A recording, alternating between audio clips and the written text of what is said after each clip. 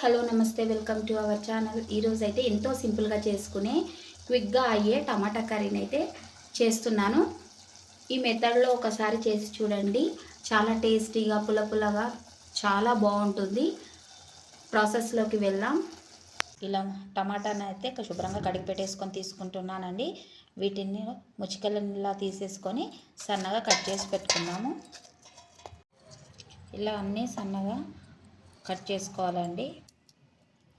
ఒక ఉల్లిపాయ అయితే పెద్దదే తీసుకున్నానండి. ఒక ఉల్లిపాయను తీసుకొని సన్నగా తరిగి పెట్టేసుకుంటున్నాను టమాటా కర్రీలోకి. ఒక 6 పచ్చిమిర్చిని అయితే శుభ్రంగా కడుక్కొని వేసుకొని ఇలా ఘాట్లు పెట్టేసుకొని పక్కన పెట్టేసుకుందాం కర్రీలోకి వేయడానికి.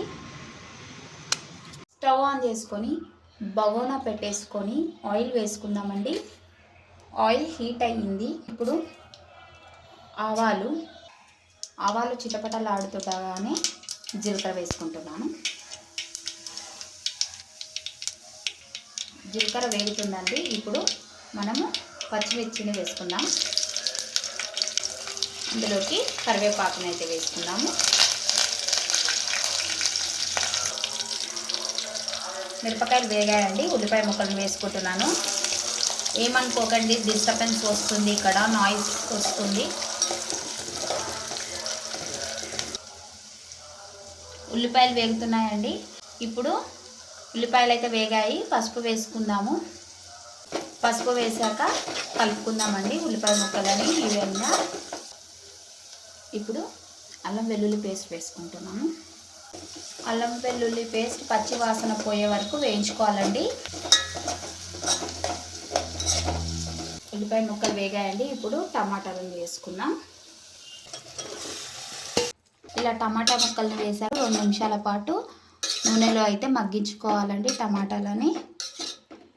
2 మినిట్స్ పాటు నూనెలో అయితే వేగాయండి టమాటాలు. ఇప్పుడు ఒక 2 మినిట్స్ పాటు క్యాప్ పెట్టేసుకొని ఉడకనిద్దాము. ఓకే అండి, క్యాప్ తీసేసుకొని టమాటా వేగిందా లేదా ఉడికిందా లేదా చూసుకుంటున్నాను.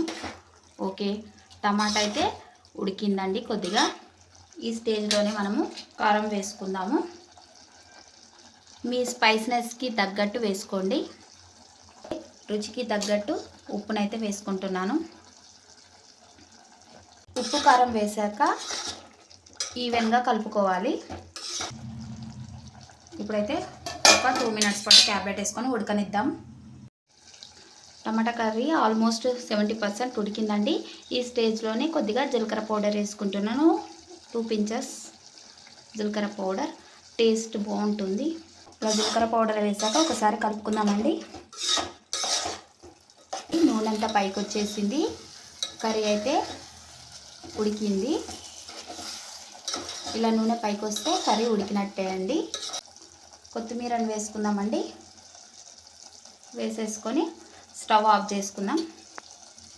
టమాటా కూర రెడీ. ఎంతో టేస్టీగా ఈజీగా చేసుకునే టమాటా కర్రీ అయితే రెడీ అండి. ఒకసారి ఇలా మీరు ట్రై చేసి చూడండి. ఎంతో టేస్టీగా ఉంటుందండి.